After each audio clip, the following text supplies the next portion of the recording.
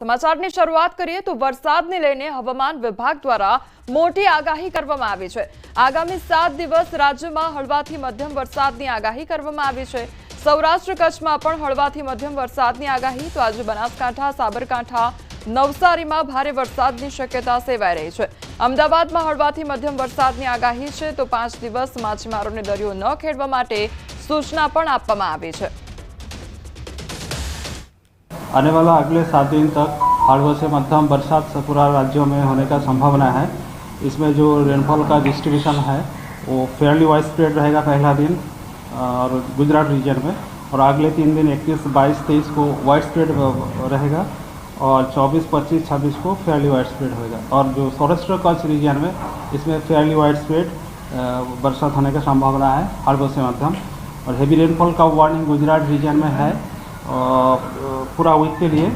Heavy rainfall warning आज के लिए जो डिस्ट्रिक्ट दिया गया है गुजरात रीजन में बनासकांठा, साबरकांठा, तापी, नर्मदा, नवसारी, वलसाड, डांग, दमन, दादरा नगर हवेली। और सौराष्ट्र कच्छ में कोई हेवी रेनफॉल का वार्निंग आज के लिए नहीं है, लेकिन कल से हेवी रेनफॉल वार्निंग पूरा हफ्ते के लिए दिया गया है। मतलब आपका 21 से लेकर 26 जून तक हेवी रेनफॉल का वार्निंग है।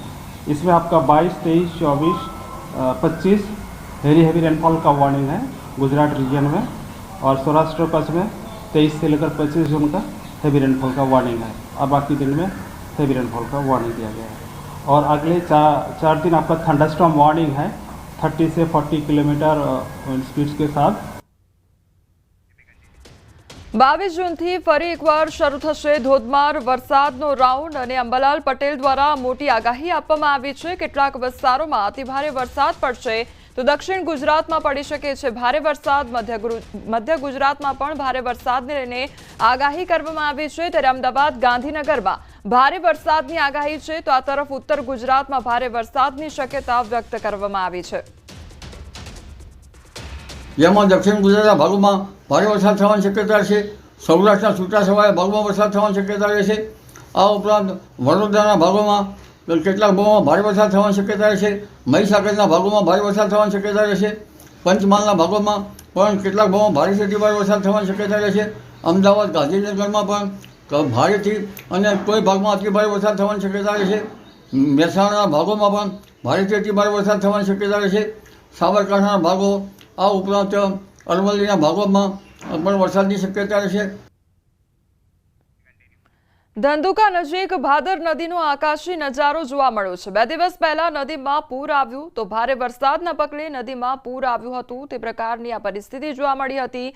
તો ભારે વરસાદ ખાબક્યો હતો અને સતત વરસાદ વરસવાને કારણે નદીમાં પૂર આવ્યું હોય તે પ્રકારની પરિસ્થિતિ સર્જાઈ હતી।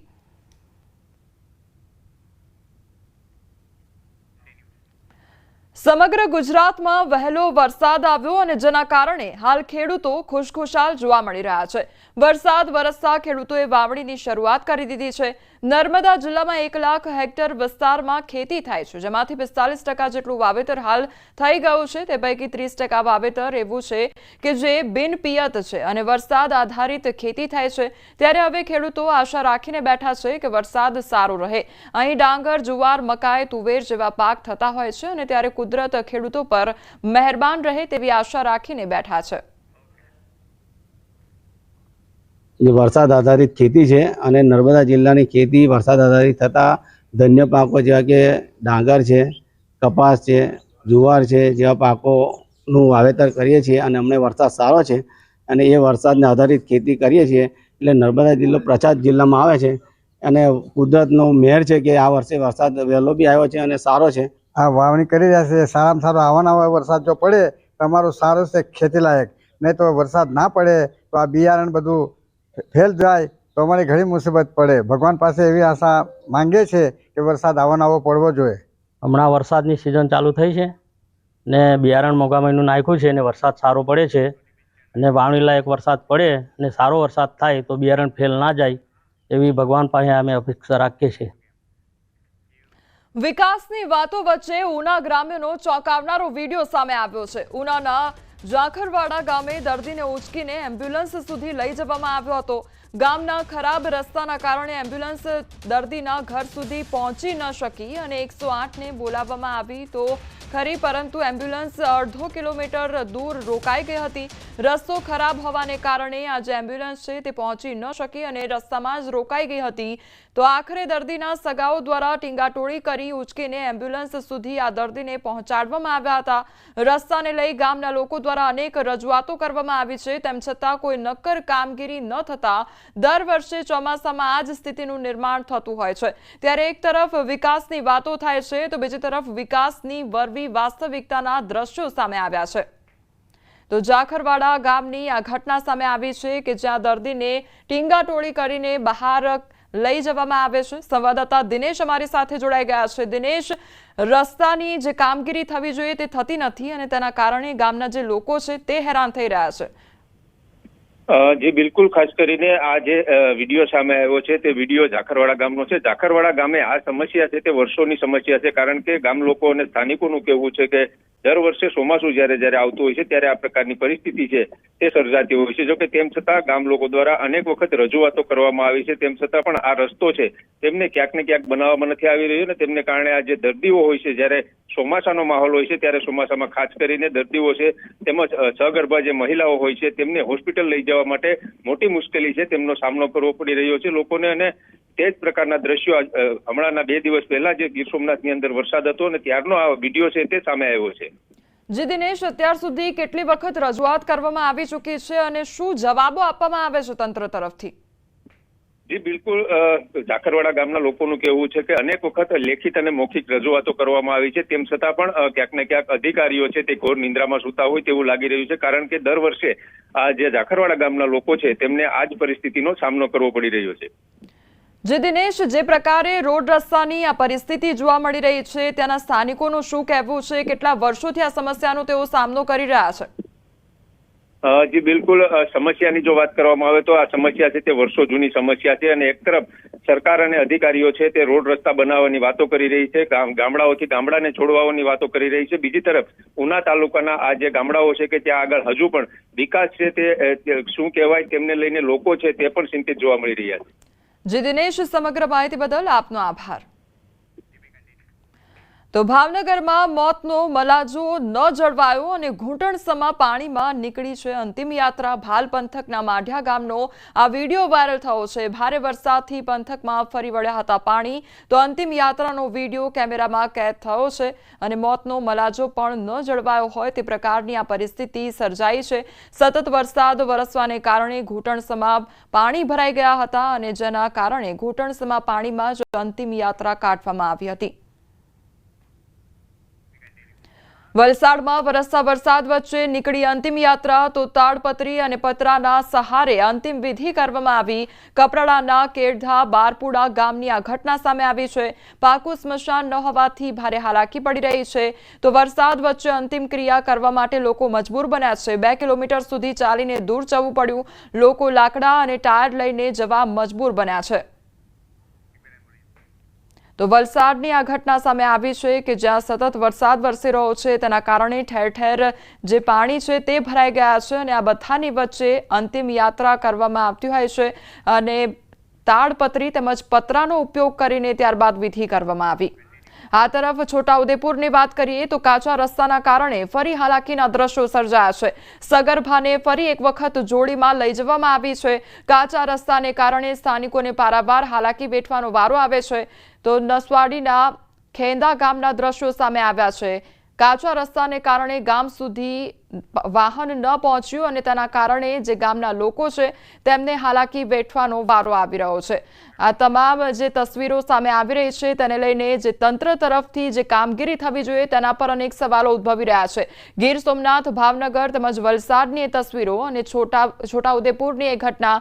છોટાઉદેપુરની વાત કરવામાં આવે તો સગર્ભા જે મહિલા છે તેને બહાર લઈ જવા માટે જોડીનો ઉપયોગ કરીને ટીંગાટોળી કરીને તેને જે સારવાર અર્થે ખસેડવામાં આવે છે. બીજી તરફ આજે 3 તસવીરો છે વલસાડ, ભાવનગર અને ગીર સોમનાથ, જ્યાં સતત વરસાદ વરસવાને કારણે રોડ રસ્તા પર પાણી ફરી વળતા અંતિમ યાત્રા ઘૂંટણસમા પાણીમાંથી કાઢવી પડી હતી.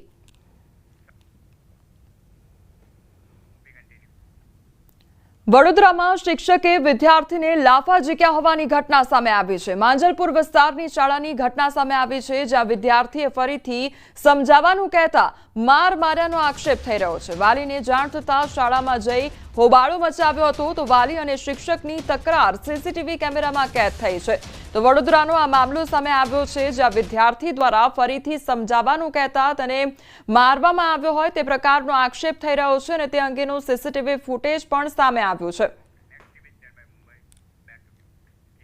મુંબઈ લોકલ ટ્રેનમાં મારામારીની ઘટના બની છે। મહિલાઓ વચ્ચે મારામારીનો વિડીયો વાયરલ થયો છે। ચાલુ ટ્રેનમાં દરવાજા પાસે મારામારી થઈ। કલ્યાણથી મુંબઈ જતી ટ્રેનમાં મારામારી ઘટનામાં એક મહિલા ઇજાગ્રસ્ત થઈ છે, અને તે અંગેનો વિડીયો પણ હાલ સામે આવ્યો છે। તો મુંબઈનો આ સમગ્ર મામલો કે જ્યાં મહિલાઓ વચ્ચે મારામારી થઈ હતી, ઘટનામાં એક મહિલા ઇજાગ્રસ્ત પણ થઈ છે, તે અંગેનો વિડીયો પણ અત્યારે વાયરલ થઈ રહ્યો છે। તો મુંબઈની લોકલ ટ્રેનની આ ઘટના સામે આવી છે કે જ્યાં મહિલાઓ વચ્ચે મારામારી થઈ હતી। મહિલાઓ વચ્ચે મારામારીનો જે આ વિડીયો છે તે પણ વાયરલ થઈ રહ્યો છે। તો કલ્યાણથી મુંબઈ તરફ આ ટ્રેન જઈ રહી હતી, અને તે દરમિયાન મહિલાઓ વચ્ચે મારામારી થઈ હતી, અને ત્યારબાદ જે વિડીયો છે તે પણ અત્યારે વાયરલ થઈ રહ્યો છે। રાજકોટ મનપાની વધુ એક અણઆવડતનો નમૂનો સામે આવ્યો છે, અને હોમી દસ્તુર માર્ગ પર બનેલા નવા અંડરપાસનું લોકાર્પણ થાય તે પહેલા જ વિવાદમાં આવી ગયો છે। અંદાજે 4 કરોડ રૂપિયાના ખર્ચે તૈયાર થયેલ અંડરપાસમાં પાણી નિકાલની વ્યવસ્થાનો અભાવ જોવા મળી રહ્યો છે। કોંગ્રેસના પૂર્વ કોર્પોરેટર ઘનશ્યામસિંહ જાડેજાએ પાણી નિકાલ વ્યવસ્થા જ ભૂલાઈ ગઈ હોવાના આક્ષેપ કર્યા છે। આ અંગે મનપાના ડેપ્યુટી કમિશનર હર્ષદ પટેલે કહ્યું છે કે અંડરપાસનું કામ મનપાએ રેલવે તંત્રને સોંપ્યું છે। હજુ તંત્રને કામ પૂર્ણ કરી સોંપવામાં આવ્યું નથી। ટ્રાફિકને ડાયવર્ટ કરવા માટે આ નાલાની વ્યવસ્થા કરી છે, પણ અહીંયા સ્ટ્રોંગ રૂમ જે પાણીના નિકાલ માટે પાણીની મોટર હોવી જોઈએ એ એન્જિનિયરોની ભૂલ છે, અને એના હિસાબે આ નાલું અત્યારે બંધ છે કે આ નાલાની અત્યારે ચાલુ કરી શકે એવી પરિસ્થિતિ નથી। પણ આ ખરેખર ભ્રષ્ટાચાર ગણો કે ભૂલ, અને આપણા આવા તજજ્ઞ એન્જિનિયરો હોય અને આવી ભૂલ થાય તો એ યોગ્ય ન કહેવાય, અને સસ્પેન્ડ કરવા જોઈએ અને ઘર ભેગા કરવા જોઈએ। વધુ વરસાદ આવે તો ડેફિનેટલી એ તો પુલ અંડરબ્રિજ બંધ કરવો પડે, વધુ વરસાદ પાણી ભરાય તો, કારણ કે એમાં મોટર ના હોય, પમ્પિંગ ના હોય। પણ ઓવરઓલ તમે જોઈએ તો અમે આજે જોઈ લીધું છે, એનું ટેકનિકલ સોલ્યુશન શોધવા માટે એઝ અર્લી એઝ પોસિબલ અમે લગત સિટી એન્જિનિયરને પણ સૂચના આપી છે કે અમારી આગળ આખો અહેવાલ રજૂ કરવામાં આવે કે ભાઈ શું થઈ શકે એમ છે। પણ એઝ સચ એવડો મોટો ઇસ્યુ એઝ ઓન નાઉ નથી। રાજકોટ મહાનગરપાલિકાની બુદ્ધિનું એક મોટું પ્રદર્શન સામે આવ્યું છે। રાજકોટ શહેરના જે છે એ અમીન માર્ગ નજીક આવેલું આ જે નાલું બનાવવામાં આવ્યું છે, 4 કરોડ રૂપિયાના ખર્ચે આ જે છે એ અંડરપાસ તૈયાર કરવામાં આવ્યું છે। જો કે અંડરપાસ તૈયાર કરતી સમયે જે છે અંડર વોટર જે સિસ્ટમ હોવી જોઈએ તે નાખવાનું ક્યાંક ભૂલાઈ ગયું હોવાનું પણ અત્યારે સામે આવી રહ્યું છે, અને એમના કારણે જ જે છે અત્યારે આ નાલું તૈયાર થઈ ગયું હોવા છતાં પણ એમનું લોકાર્પણ નથી થયું। ખાસ કરીને એસ્ટ્રોન વિસ્તારમાં જે છે એ આ નાલું આવેલું છે, અને ખાસ કરીને જે ટ્રાફિક ડાયવર્ટ કરવા માટે જે છે આ નાલું બનાવવામાં આવ્યું હતું। 4 કરોડ રૂપિયા જેટલો ખર્ચ જે છે આ નાલા પાછળ કરવામાં આવ્યો હતો। જો કે અહીંયા ક્યાંક ને ક્યાંક મહાનગરપાલિકાની જે બેદરકારી છે તેમના કારણે હાલ આ નાલું બની ગયા હોવા છતાં પણ તેમનો ઉપયોગ લોકો નથી કરી શકતા। હાલ જે છે આ નાલું છે તે માત્ર ને માત્ર શોભાના ગાંઠિયા સમાન બની રહ્યું છે, ત્યારે આને મહાનગરપાલિકાની બેદરકારી ગણવી કે મૂર્ખાઈ તે પણ સૌથી મોટો સવાલ છે। હાર્દિક જોશી, ન્યૂઝ 18 ગુજરાતી, રાજકોટ। અમદાવાદમાં 23 જૂનથી યોજાશે બોર્ડની પૂરક પરીક્ષા। ત્યારે 23 જૂનથી 3 જુલાઈ સુધી પૂરક પરીક્ષા યોજાશે। પરીક્ષાને લઈને શિક્ષણ વિભાગ દ્વારા તૈયારીઓ પૂર્ણ કરવામાં આવી છે। અમદાવાદમાં 51 જેટલા બિલ્ડિંગોમાં લેવાશે પરીક્ષા, તો 18,000થી વધુ પરીક્ષાર્થીઓ નોંધાયા છે। ધોરણ 10ના 10,445 વિદ્યાર્થીઓ પરીક્ષા આપશે, જ્યારે ધોરણ 12માં 7,727 વિદ્યાર્થીઓ નોંધાયા છે।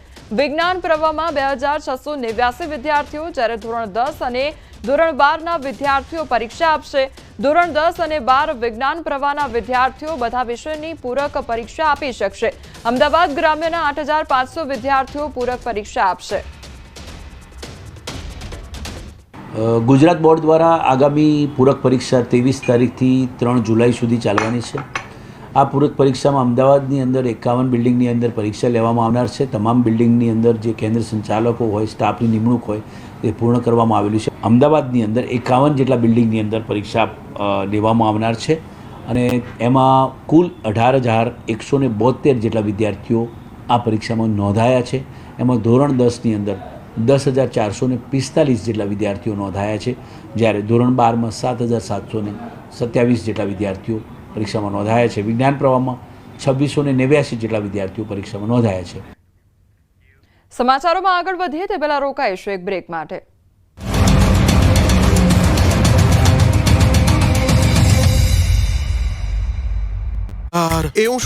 દક્ષિણ ગુજરાતમાં મોડી રાતથી જ મેઘરાજાએ મંડાણ કરતા મોટાભાગના શહેરો અને ગામડાઓ બેટમાં ફેરવાયા. સુરતથી લઈને વાપી, ડાંગ સુધી બધું જ ડૂબી ગયું છે. ગામડાઓની નદીઓ ગાંડી તૂર બની. 3-4 ફૂટ પાણીની વચ્ચેથી પસાર થતી બાઇકના દ્રશ્યો સુરતના માંગરોળના છે. અહીં ધમાકેદાર વરસાદ પડતા ઓલપાડ માંગરોળમાં પૂર જેવી સ્થિતિ સર્જાઈ. ઓલપાડના કુડસદ ગામે અંકુર ગલી વિસ્તારમાં ભરાયા પાણી. કીમ માંડવી સ્ટેટ હાઈવે પાણીમાં ડૂબી ગયો. પાણી એટલું ભરાયું કે રોડ તો શું, ડિવાઈડર પણ દેખાતું ન હતું. આખું બાઇક ડૂબી જાય એટલા પાણીમાંથી લોકો પસાર થતા નજરે પડ્યા તો કેટલીક દુકાનોમાં પણ પાણી ઘૂસી ગયા. જીઆઈડીસી વિસ્તારમાં પણ પાણી ભરાતા કામદારોને હાલાકી પડી. પાણીના સામ્રાજ્યના દ્રશ્યો છે સુરતના પલસાણાના. અહીં ધોધમાર વરસાદ પડતા રોડ પર પૂર જેવા દ્રશ્યો સર્જાયા. પલસાણા, કામરેલી, બારડોલી, કડોદરા, ચલથાણ, જોડમાં વીજળીના કડાકા ભડાકા સાથે વરસાદ પડ્યો, જેથી કીમ માંડવી રોડ પર પાણી ભરાયા હતા. કરોડો રૂપિયા પાણીમાં ડૂબી ગયાના દ્રશ્યો સુરતના છે. ઉત્તરાણ પોલીસ સ્ટેશન વિસ્તારમાં પાણી ભરાયા હતા. ભારે વરસાદ બાદ ઉત્તરાણ પોલીસ સ્ટેશન બહાર વરસાદી પાણી ભરાયા. ગ્રેનેડના પાણી બેગ મારતા રોડ પાણીનું સામ્રાજ્યમાં જોવા મળ્યો. વરસાદી પાણી ભરાતા આંગણવાડીના બાળકોને રજા આપી દેવામાં આવી હતી. આ તરફ સુરતના ફૂલપાડા વિસ્તારના હાલ પણ જોઈ લો. ધોધમાર વરસાદના પગલે આ વિસ્તારના તમામ રોડ પર પાણીનું રાજ છવાયું હતું. પાણી ભરાતા વાહન ચાલકો ફસાયા હતા. શાળાની બહાર પણ પાણી ભરાયા હતા.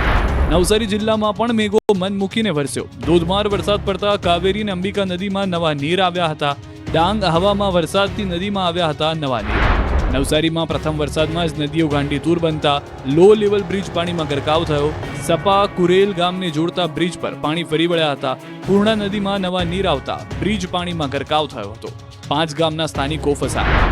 તો વાપીમાં પણ મેઘો મુસીબત લઈને વરસ્યો હતો. 2 ઇંચ વરસાદમાં જ વાપી પાણી થઈ ગયું. પ્રથમ વરસાદમાં જ વાપી મહાનગરપાલિકાની પ્રી મોન્સૂન કામગીરીની પોલ ખુલી ગઈ. સમયસર ગટરના ઢાંકણા ન ખોલતા અનેક વિસ્તારોમાં પાણી ભરાયા. વાપીના ગુંજન વિસ્તારમાં રસ્તા પર પાણી ભરાતા દુકાનમાં પાણી ઘૂસી ગયા, જેથી જનજીવન પ્રભાવિત થયું. વાપીના પ્રથમ વરસાદમાં જ હાલ બેહાલ થઈ ગયા. નીચાણવાળા વિસ્તારમાં પાણી ભરાયા હતા તો શહેરને જોડતા રેલવે ગરનાળામાં પણ પાણી ભરાતા વાહન વ્યવહાર બંધ કરાયો. કલાકો સુધી લોકો ટ્રાફિકમાં જામમાં હતા. વલસાડમાં પણ મેઘો ઓળઘોળ થયો હતો. 24 કલાકથી સતત વરસાદ પડતા વલસાડના હાલ બેહાલ થઈ ગયા. શહેરના રસ્તાઓ પાણી થયા. સવારમાં પણ વરસાદ શરૂ થતા લોકો ફસાયા હતા. તો ચીપવાડ અંડરપાસમાં પાણી ભરાતા બંધ કરાયો હતો. મોગરવાડી ગરનાળામાં પણ પાણી ભરાયા હતા. રસ્તો બંધ કરાતા વાહન ચાલકો અટવાયા. તો સાર્વત્રિક વરસાદથી ખેડૂતોમાં ખુશીની લહેર છવાઈ. વરસાદી પાણીએ વલસાડ ધરમપુર સ્ટેટ હાઈવેને પણ બાંધમાં લીધો. હાઈવે પર પાણીનું સામ્રાજ્ય છવાતા વાહન ચાલકો અટવાયા. અનેક વાહનો બંધ પડ્યા, જેથી ટ્રાફિક જામ થયો હતો. વલસાડમાં તોફાની વરસાદથી 32થી વધુ રસ્તાઓ બંધ થઈ ગયા છે. એનડીઆરએફની એક ટીમ તૈનાત કરાઈ છે. નદીઓમાં પૂરની સ્થિતિને પગલે નીચાણવાળા ગામડાઓને એલર્ટ કરવામાં આવ્યા છે. ભરૂચના વાલિયા પંથકમાં ધોધમાર વરસાદે સર્જી જળબંબાકારની સ્થિતિ. માત્ર 4 કલાકમાં 3 ઇંચ જેટલો વરસાદ વરસતા અંકલેશ્વરથી વાલિયાને જોડતો સ્ટેટ હાઈવે પાણીમાં ગરકાવ થયો. એક કાર ધસમસતા પાણીમાં ફસાઈ ગઈ, જોકે કારમાં સવાર તમામ લોકોનો આબાદ બચાવ થયો.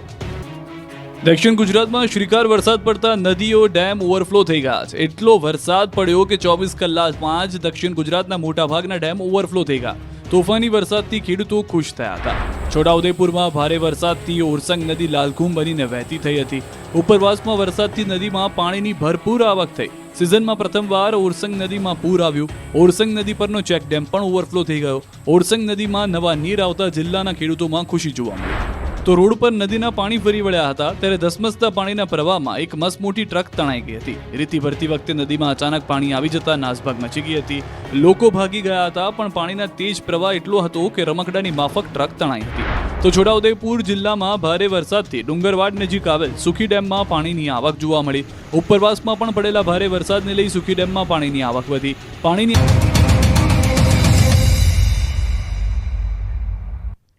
બ્રેક બાદ આપનું સ્વાગત છે। સમાચારમાં આગળ વધીએ તો ભગવાન જગન્નાથની 148મી રથયાત્રાને લઈ મેયર તેમજ પદાધિકારીઓ દ્વારા રૂટનું નિરીક્ષણ કરવામાં આવ્યું છે।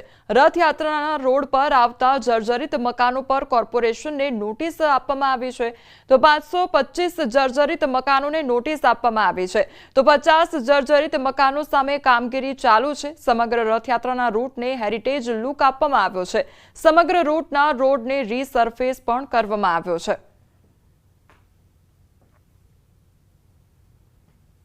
ટ્રસ્ટી શ્રી મહેન્દ્રભાઈ અને મહંત શ્રી દિલીપદાસજી મહારાજના આશીર્વાદથી આજે નિરીક્ષણ કરવામાં આવેલ છે। અંદાજિત રથયાત્રાના 14 કિલોમીટરના રૂટ પર રોડ રસ્તા રિસર્ફેસ કરવાના, ઝાડ ટ્રીમિંગની કામગીરી અને હેલોજન લાઇટો અને પાણીની પરબ અને ફાયર બ્રિગેડ અને આરોગ્યની સમસ્ત સુલભ સુવિધાઓ ઉપલબ્ધ કરવાનું આયોજન કરવામાં આવેલ છે। અષાઢી બીજના રોજ ભગવાન જગન્નાથજીની રથયાત્રા નીકળવાની છે અને તે પહેલાં અમદાવાદ મ્યુનિસિપલ કોર્પોરેશન દ્વારા પણ તૈયારીઓ શરૂ કરાવી દેવાઈ છે અને હાલ આપ જે જોઈ શકો છો કે અમદાવાદના મેયર અને કોર્પોરેશનના પદાધિકારીઓ જે છે કે તે રથયાત્રાના રૂટના નિરીક્ષણ માટે નીકળ્યા છે અને રથયાત્રાના રૂટ ઉપર આવતા જે જર્જરિત મકાનો છે તેને ઉતારી લેવામાં આવ્યા છે।